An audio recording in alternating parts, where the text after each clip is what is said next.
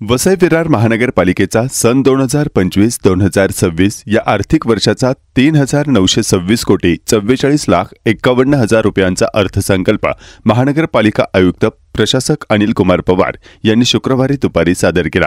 या वर्षात मागील वर्षाच्या तुलनेत 387 कोटींनी वाढ करण्यात आली आहे।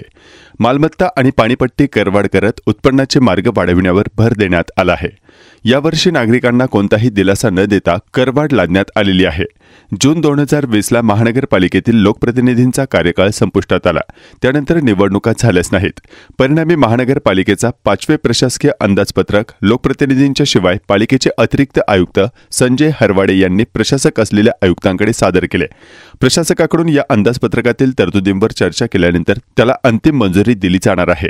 यावेळी अतिरिक्त आयुक्त संजय हरवाडे, मुख्य लेखा व वित्त अधिकारी इंद्रजित गोरे, उपायुक्त नानासाहेब कामठे, उपायुक्त समीर भूमकर, उपायुक्त सदानंद पुराव, अजित मोठे, बाळू तळेकर, शहर अभियंता प्रदीप पाचंगे, प्रकाश साटम, पाणी अभियंता सुरेंद्र ठाकरे, कार्यकारी अभियंता अमोल जाधव यांच्यासह इतर विभागाचे अधिकारी आणि कर्मचारी हजर होते।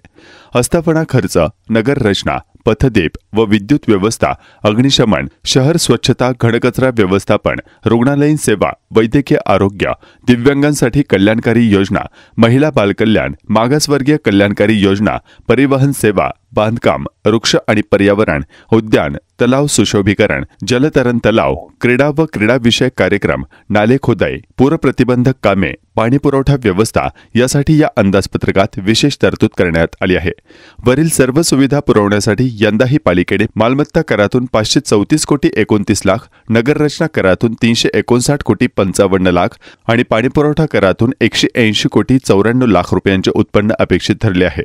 अनुदान जाहिरात कर 10 कोटी 5 लाख, अग्निशमन सेवा कर 60 कोटी आणि स्वच्छता सेवा 139 कोटी 53 लाख, वृक्ष प्राधिकरणाकडून 12 कोटी 81 लाख रुपये या उत्पन्नाचीही त्यामध्ये भर पडणार आहे।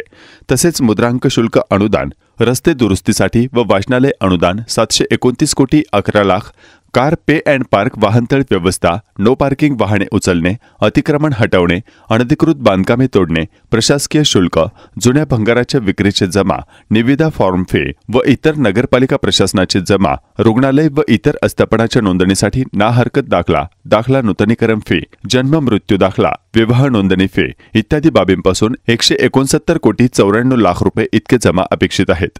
15वा वित्त आयोग अंतर्गत घनकचरा व्यवस्थापन, एअर क्वालिटी याकरता अनुदान, त्याचप्रमाणे अमृत पाणीपुरवठा योजना, स्थानिक विकास कार्यक्रम, आमदार निधी, दलित वस्ती अनुदाने अशा विविध स्वरूपात अनुदानापोटी महानगरपालिकेस 710 कोटी 85 लाख रुपये तर वस्तू व सेवा कर अनुदानापोटी 729 कोटी 11 लाख रुपये जमा होणे अपेक्षित आहे। तसेच महानगरपालिकेच्या इतर उत्पन्नात वाढ होण्याच्या दृष्टीने महानगरपालिकेचे इतर उत्पन्नामध्ये समाविष्ट इतर जमापोटी 100 कोटी रुपये इतके जमा अपेक्षित आहेत। वसई विरार महानगरपालिकेचं 25-26 या आर्थिक वर्षाचं मूळ अंदाजपत्रक आज मला अतिरिक्त आयुक्त श्री हेरवाडे यांनी प्रशासक म्हणून मला सादर केलेला आहे।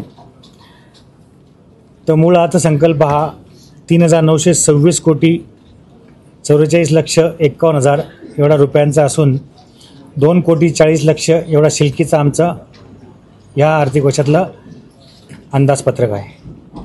सर, या सगळ्या अर्थसंकल्पामध्ये कशाची वाढ करण्यात आलेली आहे? पाणीपट्टी किती आणि करवाढ किती करण्यात आली आहे आणि कपात काय? साधारणतः 2006 पासून आणि 2009ला जेव्हा महापालिका झाली तधीपासून आजपर्यंत मालमत्ता करात कुठल्याही प्रकारची वाढ करण्यात आलेली नव्हती। तसंच पाणीपट्टीमध्ये देखील कोणत्याही प्रकारची वाढ करण्यात आलेली नव्हती। महापालिका त्यांच्या स्रोतामधून जे पाणी नागरिकांना पोहोचवते तेच 1000 लिटरला साधारणतः 11 रुपये 50 पैसे आपल्याला पडतात। तर आपण नागरिकांना 7 रुपये 80 पैसे एवढ्या कमी दरामध्ये देत होतो, तेवढा लॉस आपल्याला होत होता। आणि जे 170 MLD पाणी आपल्याला सूर्य प्रकल्पातून MMRDच्या माध्यमातून उपलब्ध झालेलं आहे, त्यापैकी आपण 130 MLD आज रोजी उचलतो आहे। तर त्याच्यासाठी देखील MMRDचा रेट 13 रुपये 80 पैसे एवढा आहे। त्याच्या अगेन्स्ट आपण 7 रुपये 80 पैशाने नागरिकांना उपलब्ध करून देतो। त्यामुळे 6 रुपयाचा फार मोठा गॅप आहे आणि 130 MLD पाण्याकरताच आपल्याला 90 कोटी रुपये एवढा वार्षिक पाणीपट्टी MMवाडीला भरावी लागते. जर आपण 170 MLD उचललं तर 130 कोटी एवढा मोठा भूर्दंड आपल्याला महापालिकेला पडणार आहे. त्यामुळे साधारणतः येत्या 17 ते 18 वर्षामध्ये पाणीपट्टीमध्ये कोणत्याही प्रकारची वाढ न झाल्यामुळे आपण साधारणतः 25% आता जी पाणीपट्टी आहे तिच्यामध्ये वाढ करतो आहे ती 1 एप्रिलपासून आपण करणार आहोत. तशाच पद्धतीने मालमत्ता जो कर असेल त्याच्यामध्ये जमिनी मालमत्तेचं बांधकाम आणि वापर हे बघता 5% ते 7% एवढी वाढ आपण केलेली आहे. आणि या वाढीमधून आपल्याला साधारणतः 64 कोटी रुपये एवढे प्राप्त होणार आहेत. आणि इतर पण महसूल वाढीचे आम्ही काही उत्पन्न वाढीचे विषय घेतलेले आहेत. त्यामध्ये ज्या मिळकतींना ज्या बांधकाम सुरू करण्याचा परवाना दिला आहे पण त्यांनी पूर्णत्वाचा दाखला घेतला नाही त्याच्याकरता आम्ही स्वारस्याची अभिरुची पब्लिश केलेली आहे. आणि साधारणतः 1787 एवढ्या मोठ्या संख्येने अशा बांधकाम आहेत की ज्यांनी बांधकाम पूर्णत्वाचा दाखला घेतला नसल्यामुळे महापालिकेचे अनेक उत्पन्न उदाहरणार्थ द्यायचं विकास शुल्क बुडत आहे, प्रीमियमचे चार्जेस बुडत आहेत, अनॉथराइज्ड ऑक्युपन्सी चार्जेस बुडत आहेत, त्याचप्रमाणे कंपाऊंडिंग चार्जेस बुडत आहेत, प्रॉपर्टी टॅक्स त्यांचा बुडतो आहे हे 3 पटीने आपण लावतो म्हणून. अशा अनेक गोष्टी आमच्या त्या ठिकाणी महापालिकेला देय होत नाही.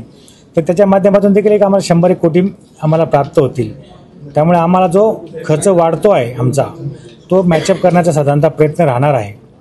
आणि तसंच ज्या पाणीपुरवठ्याच्या आणि मलनिस्सारणाचे प्रकल्प आम्ही हाती घेतलेले आहेत त्याकरता मनपाचा जो हिस्सा आहे तो थोड्याफार प्रमाणात का होईना ह्या छोट्या वाढीमधून आम्हाला काही प्राप्त होतील. जो महसूल जमा वाढेल त्याच्यामधून हा भरता येईल ही अपेक्षा या ठिकाणी ठेवलेली आहे. सर, या ठिकाणी नागरिकांसाठी काय विशेष तुम्ही